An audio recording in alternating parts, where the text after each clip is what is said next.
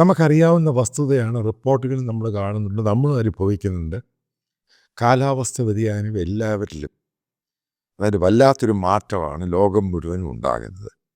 അത് ഓരോരുത്തരുടെ ലൈഫിലോട്ട് കയറുന്ന രീതിയും നമ്മൾ കാണുന്ന പെട്ടെന്നുള്ള വെതർ ചേഞ്ച്, അതുകൊണ്ടുണ്ടാകുന്ന വലിയ വലിയ മാറ്റങ്ങൾ.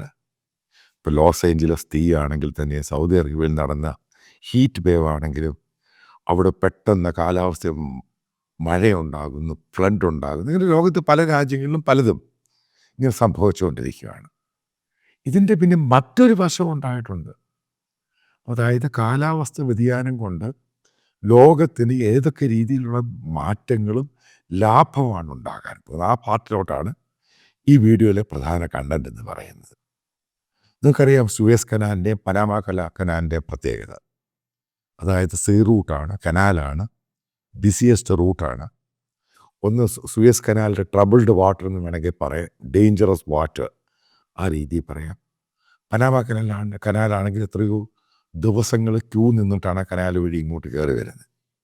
അപ്പോൾ പുതിയ സംഭവം എന്ന് പറയുന്നത് ആർട്ടിക് ഓഷനിലെ ഐസ്, അതായത് ഹ്യൂജ് ഐസാണ്.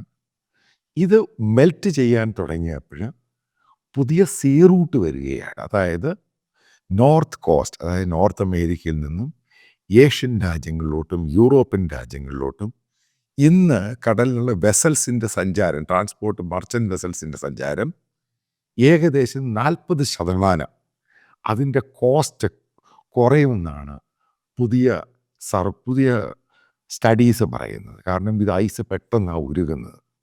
ഇങ്ങനെ ഐസ് ഉരുകുമ്പോൾ ഇതേപോലെ ഷിപ്പുകൾക്ക് പെട്ടെന്ന് ഏകദേശം ഈ ഫ്യൂവലിൻ്റെ കോസ്റ്റ് 40% കുറയ്ക്കാം. അതേപോലെ തന്നെ ഏകദേശം 30-35% ടൈം, അതായത് സമയലാഭം പെട്ടെന്ന് തന്നെ എത്താൻ സാധിക്കും. അപ്പോൾ അത് വലിയൊരു ചേഞ്ചാണ് ഈ പറയുന്ന കൊമേഴ്ഷ്യൽ, അതായത് സീ റൂട്ടിൽ ഉണ്ടാകാൻ പോകുന്ന വലിയ ചേഞ്ച്. കാരണം ഇതിൻ്റെ ശരിക്കുമാണ് ആർട്ടിക്കിൽ ഐസ് ഉരുകിക്കൊണ്ടിരിക്കുന്നത്. അപ്പോൾ ആ മാറ്റത്തിനനുസരിച്ച് അവിടെ സീ റൂട്ട് ഉണ്ടാവുകയാണ്. ഇപ്പോഴും ചിലപ്പോൾ സീ റൂട്ട് ഉണ്ടാകാറുണ്ട്, വളരെ എക്സ്പെൻസീവാണ്. നിങ്ങൾ കാണും ടി വിയിലൊക്കെ ഈ ഐസ് ബ്രേക്ക് ചെയ്തിട്ടാണ് ഇപ്പോൾ അതിൻ്റെ പുറകിലെ ഷിപ്പ് പോകുന്നത്. അത് വളരെയധികം എക്സ്പെൻസീവാണ്, ഒത്തിരി സമയം എടുക്കുകയും ചെയ്യും.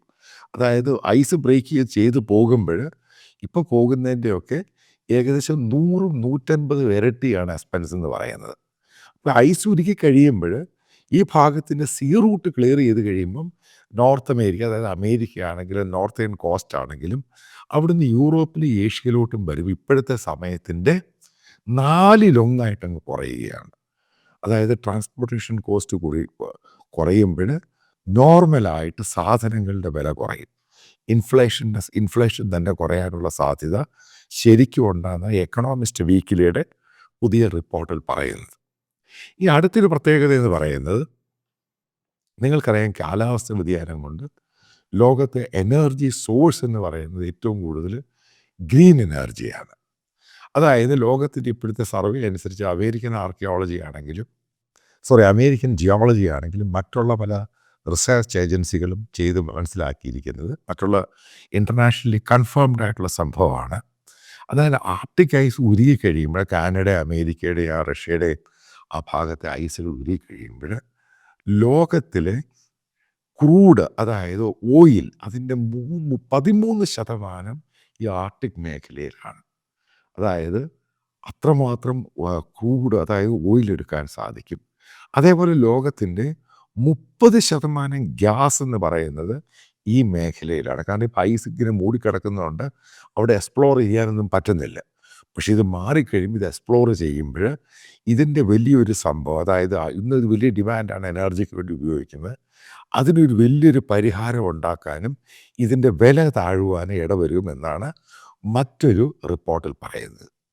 ഈ മറ്റൊന്ന് ഏറ്റവും ഇമ്പോർട്ടൻ്റ് ആയിട്ടുള്ള സംഭവം എന്ന് പറയുമ്പോൾ, അതിലേക്ക് കാര്യപ്രസക്തമായ സംഭവം എന്ന് പറയുന്നത്, ഈ റയർ എർത്ത് മിനറൽസ് ഉണ്ട്. അതായത് ഇന്ന് ലോകമായിട്ട് ഇലക്ട്രിക്കൽ വെഹിക്കിൾസ് ആണെങ്കിലും സോളാർ പാനലാണെങ്കിലും അതേപോലെ തന്നെ മിലിറ്ററി എക്യുപ്മെൻസിനാണെങ്കിലും, ഇപ്പോൾ ബോംബ് ഉണ്ടാക്കാനും മറ്റുള്ള സാധനങ്ങളും, ഇങ്ങനെ അതിൻ്റെ മിലിറ്ററി കിറ്റിനാണെങ്കിലും അവിടെയുള്ള ഈ ഐസെല്ലാം കുറച്ചങ്ങോട്ട് ഉരുകി കഴിയുമ്പോൾ അവിടെ മൈനിങ് നടത്തുവാണെങ്കിൽ, അതായത് ലോകത്തിൻ്റെ ഏറ്റവും കൂടുതൽ റയർ എർത്ത് മിനറൽസ് ലോകത്തിലെ ഏറ്റവും കൂടുതലുള്ള സ്ഥലം ഈ ആർട്ടിക് മേഖലയാണെന്നാണ് പറയുന്നത്.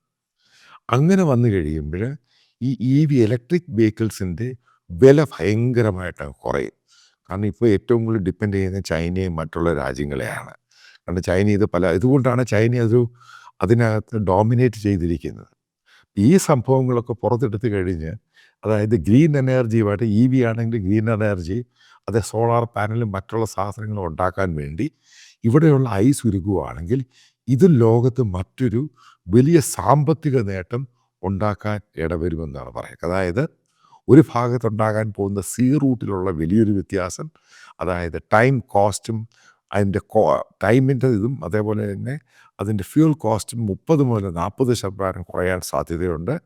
അതേപോലെ തന്നെ ഇന്നത്തെ ഗ്രീൻ എനർജിയുമായിട്ട് അതിൽ ഓൾട്ടർനേറ്റീവായിട്ടുള്ള ഫ്യുവലാണെങ്കിൽ, അത് ആണെങ്കിലും സോളാർ ആണെങ്കിലും, അതായത് ഗ്രീൻ എനർജിയുമായിട്ട് ബന്ധപ്പെട്ട മിനറൽസ്, അതായത് റെയർ എർത്ത് മിനറൽസും ഏറ്റവും കൂടുതലുള്ള ഈ മേഖലയിലാണ്. അവിടെ മൈനിങ് വന്നു കഴിയുമ്പോൾ ഇതിൻ്റെയും വില കുറയാനുള്ള സാധ്യത. അപ്പം ഇതെല്ലാം ബേസിക്കലി വരാനുള്ള വരാനുള്ള വർഷങ്ങളിൽ ലോകത്ത് ഗ്ലോബലി എക്കോണമിയുടെ വലിയ ചേഞ്ചാണ് ഉണ്ടാകാൻ പോകുന്നത് ഈ കാലാവസ്ഥ വ്യതിയാനം. അതേപോലെ തന്നെ ലോകത്തിൽ ഏറ്റവും കൂടുതൽ എനർജിക്ക് ആവശ്യമുള്ളതാണ് ഗ്യാസ്. അപ്പോൾ ലോകത്തിലെ ഗ്യാസിൻ്റെ 30% ഈ ആർട്ടിക് മേഖലയാണെന്നാണ് പറയുന്നത്. അപ്പം അങ്ങനെ വീഴുമ്പോൾ ഈ ഗ്യാസിൻ്റെ ഖത്തർ എന്നൊക്കെ പറഞ്ഞ പല രാജ്യങ്ങളിൽ ഈ ഡിമാൻഡിങ് ഇല്ല. അതായത് ലോകത്തിലെ ക്രൂഡ് ഓയിൽ അതിൻ്റെ 13% ഇതേപോലെ തന്നെ ആർട്ടിക് മേഖലയിലാണ്.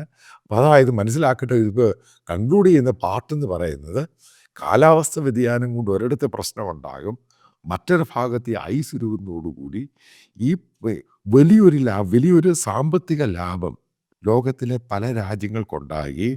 അത് ഇന്നുള്ള പലതിൻ്റെയും വില കുറയുവാനും പല രാജ്യങ്ങളും കുത്തകയായിട്ട് വെച്ചിരിക്കുന്ന പലതിനും അത് ഇടിവുണ്ടാകാനും കാരണം ചൈനയ്ക്ക് ഇടിയുണ്ടാവും, ഈ പറയുന്ന അറേബ്യൻ രാജ്യങ്ങൾക്ക് ഇടിവുണ്ടാകും. കാരണം അവരാണിത് പലത് ഓയിലാണെങ്കിലും ഗ്യാസ് കുത്തകയായിട്ട് വെച്ചിരിക്കുന്നത്.